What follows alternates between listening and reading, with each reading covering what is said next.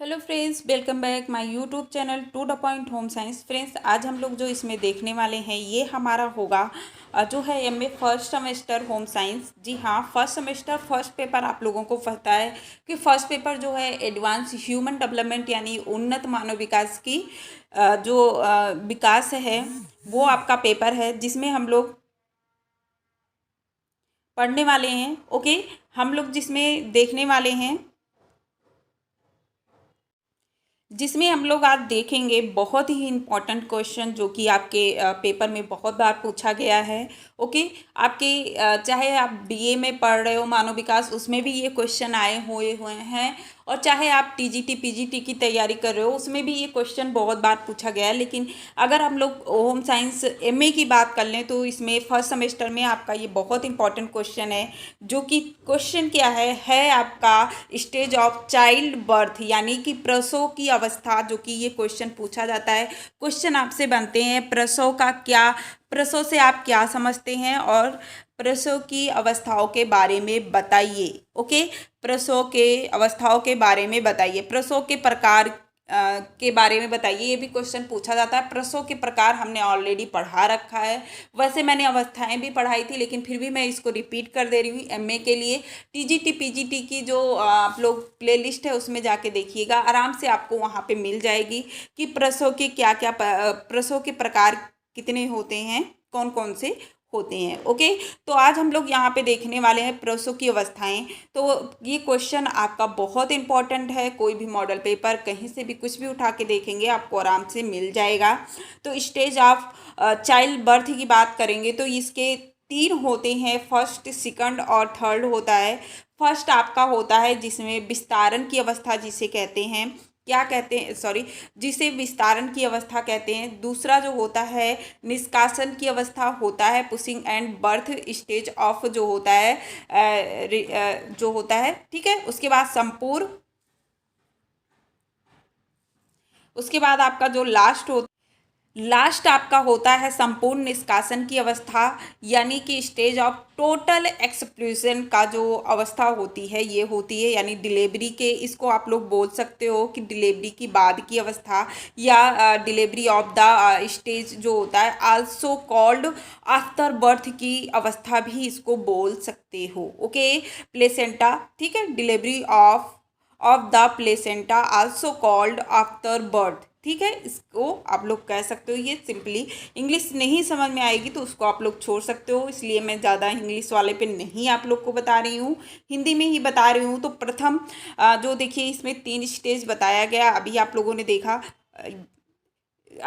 ने देखा प्रथम चरण में क्या होता है, गर्भाशय ग्रीवा शिथिल हो जाती है जिससे या फैल जाती है और पतली हो जाती है, ठीक। तो सबसे पहले वही है विस्तारण की अवस्था, इसमें गर्भाशय क्या हो रहा है, गर्भाशय का जो योनि मार्ग होता है या ग्रीवा होता है वो फैल जाता है। दूसरे चरण में क्या होता है, गर्भाशय के संकुचन की शक्ति में वृद्धि हो जाती है और शिशु का जन्म हो जाता है। दूसरे में शिशु का जन्म हो रहा है, संपूर्ण निष्कासन की अवस्था होती है सेकंड, तो इसमें डिलीवरी हो जा रही है। और थर्ड स्टेज में हम लोग देखेंगे प्लेसेंटा को निष्कासित कर दिया जाता है। अभी वही आल्सो आप लोग जो डिलीवरी के बाद प्लेसेंटा का जो संपूर्ण निष्कासन जो होती है, इसमें प्लेसेंटा जो होता है, गर्भनाल जो होता है वो क्या होता है, गर्भ से अलग हो जाता है। ये 3 स्टेज होते हैं आपके, ये मैंने आपको चित्र की सहायता से बता दिया।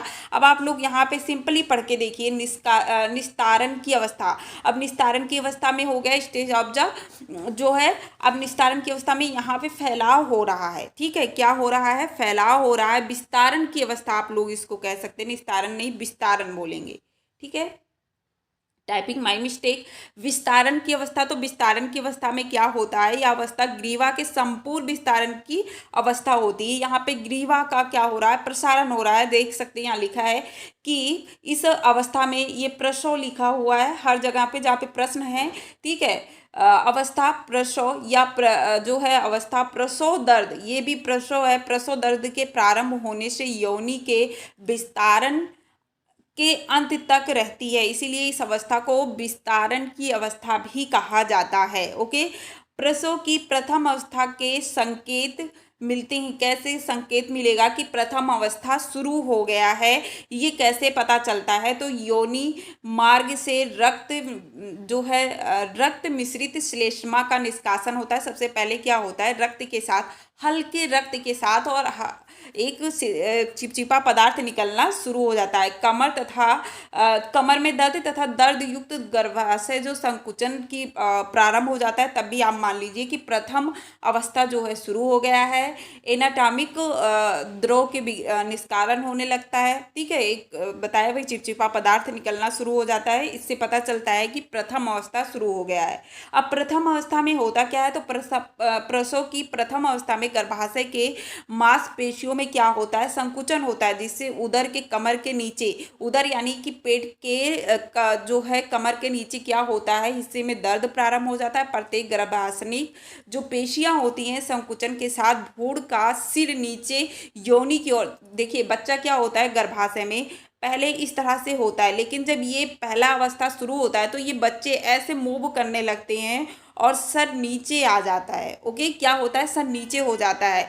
तो यही होता है आपका पहला, इसमें क्या होता है कि जो बच्चे का सिर होता है वो नीचे योनि की तरफ आने लगता है और पेशिया संकुचन से गर्भाशय का ऊपरी भाग कठोर हो जाता है तथा निचला भाग क्या होता है, कोमल हो जाता है। कोमल होकर ये फैलने लगता है। ठीक है, उसके बाद यहाँ अतः यह अवस्था योनि मार्ग के प्रसारण फैलाव की अवस्था होती है। इसमें सिर्फ क्या हो रहा है, योनि मार्ग का विस्तारण होता है या फैलाव होता है। ठीक है, यही इसीलिए इसे क्या कहा जाता है, या अवस्था प्रसव की पहली अवस्था मानी जाती है। आप लोग इसको कह सकते हैं कि या पहली अवस्था या प्रथम अवस्था होती है। ओके, तो ये प्रथम अवस्था की बात हो गई, हमने आपको बताया। अब देखिए प्रथम अवस्था की पुनः 3 अवस्था होती है। पहले होता है अर्ली फेज, यानी कि सबसे पहला स्टेज जो होता है, इसमें क्या होता है, तो इसमें सिंपली आप लोग बता सकते हैं इसके लक्षण क्या होते हैं। अभी आप लोगों ने देख लिया कि लक्षण कैसे होता है, जो है ग्रीवा का मुख खुलने लगता है, हल्का सा प्रसव रक्त के साथ श्लेष्मा आता है। ठीक है, तो वही है, ग्रीवा जो होता है, गर्भ का ग्रीवा जो होता है ये 4 से 5 सेंटीमीटर खुल जाता है और 3 से 10 घंटे का समय लगता है। ठीक है, क्या होता है, देखिए ये जो समय इसमें बताया गया है कि 3 से 10 घंटे का समय लगता है। किसी किसी का जब पहला स्टेज होता है, जब किसी का पहला प्रसव होता है, पहले प्रसव का समय सबसे अधिक होता है, यानी ये मान के चलिए 10 घंटा का होता है। किसी का रात में शुरू होता है, दूसरे दिन शाम तक डिलीवरी होती है। तो ये होता है जिसके 2-3 बच्चे होते हैं, उसके 2-3 प्रसव के बाद जो हो रहा है वो 2 से 3 घंटे का समय ही लगता है। तो इसका एक जो समय होता है पहले स्टेज का। उसके बाद पानी आना शुरू हो जाता है, यानी वाटर ब्रेक हो जाता है, पानी आना शुरू हो जाता है। ओके, ये आपका पहला स्टेज होता है। अर्ली जो स्टेज होता है, लेटेड जो स्टेज होता है, इसमें ये लक्षण दिखाई देते हैं। उसके बाद इसका एक जो होता है एक्टिव फेज, इसमें सक्रिय जो होती है। अब यहाँ पे सक्रिय हो गए, यानी कि आपका जो सेरेविक्स है यानी योनि है, ये कितना खुल गया, वहाँ पे कितना खुला था, यहाँ पे आप लोग का 3 से 5 सेंटीमीटर खुला था। अब यहाँ पे 4 से 7 सेंटीमीटर क्या होता है, ग्रीवा खुल जाता है। और अब समय कितना बचता है, 3 से 6 घंटे का समय बचता है। उसके बाद इसमें जो पेन होता है कमर के पीछे, पेन बहुत ज़्यादा तेजी से होने लगता है। किसमें, तो दूसरी अवस्था में। ये जो पहली अवस्था है उसमें जो स्टेज होते हैं उसके दूसरे में, बी ऑप्शन। ओके, उसके बाद ट्रांसलेशन फेज जो आता है, अब इसमें क्या हो रहा है, पूरी तरह से बेबी बाहर आ जाता है, यानी इसी जो सेरिक्स है यानी योनि है वो 8 से 10 सेंटीमीटर खुल जाता है। बेबी हेड जो है ये मूव डाउन होने लगता है फॉरवर्ड वजाइना ओवेन। ठीक, यानी क्या हो रहा है, अब ये जो योनि है, योनि से ये बच्चा बाहर आ जाता है। ठीक है, ये लास्ट का कितना मिनट होता है, ये लास्ट का सिप और शिप, इसमें 20 मिनट लगते हैं।